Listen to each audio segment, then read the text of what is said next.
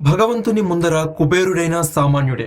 దేశంలోనే కాక ఆసియాలోనే సంపన్నుడిగా కొనసాగుతున్న రిలయన్స్ ఇండస్ట్రీస్ అధినేత ముఖేష్ అంబానీ అయోధ్య శ్రీరామునిపై తన అభిమానాన్ని పంచుకున్నారు. అయోధ్యలో రామమందిర ప్రాణప్రతిష్ఠ వేడుక జరిగింది. అదే సమయంలో ముంబైలోని ముఖేష్ అంబానీ ప్రైవేట్ నివాసం యాంటీలియా జై శ్రీరామ్ నినాదాలతో వెలిగిపోయింది. లేజర్ లైట్లతో శ్రీరాముని ఆలయ నమూనా జై శ్రీరామ్ నినాదాల కాంతులతో వెలిగిపోయింది. రాముని పేరుతో కాంతులినిన ఇంటిని చూసేందుకు అనేక మంది ఆసక్తి కనబరిచారు.